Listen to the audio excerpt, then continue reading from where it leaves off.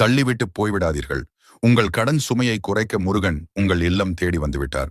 உங்களிடம் ஒரு முக்கியமான விஷயத்தை கூற அவர் நீண்ட நேரமாக காத்திருக்கிறார். இதை கேட்டுவிட்டு ஓம் முருகா என்று ஒரு முறை சொல்லுங்கள். எங்களின் கடன் சுமையை குறைக்க வேண்டும் என்று மனதார ஓம் முருகா கூறி என்று கூறவும் லைக் செய்து கொண்டு செவ்வாய்க்கிழமைகளில் செவ்வரளி பூக்களை வாங்கி உங்கள் கைப்பட மாலையாக கட்டுங்கள். உங்கள் பூஜை அறையில் இருக்கும் திருச்செந்தூர் முருகன் படத்திற்கு அந்த மாலையை போட்டு ஒரு அகல் விளக்கில் நெய் தீபம் ஏற்றுங்கள். படமில்லை என்றால் இன்றே வாங்கி வைத்துக் கொள்ளுங்கள். இந்த பரிகாரத்தை செவ்வாய் அன்று காலை 6 முதல் 7 மணிக்குள் செய்ய வேண்டும். இதுதான் தன சேவை ஹோரை நேரம். அதன் பின் 108 முறை ஓம் சரவணபவ் என்று கூறி உங்கள் கடன் தீர மனதார வேண்டுங்கள். தொடர்ந்து 27 செவ்வாய்க்கிழமைகள் இதை செய்யுங்கள்.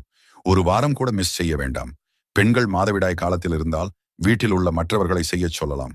இதை முழுமையாக செய்து முடிப்பதற்கு முன்பே உங்கள் கடன்கள் மெல்ல குறையத் தொடங்குவதை நீங்கள் காண்பீர்கள். வெற்றிவேல் முருகனுக்கு அரோகரா.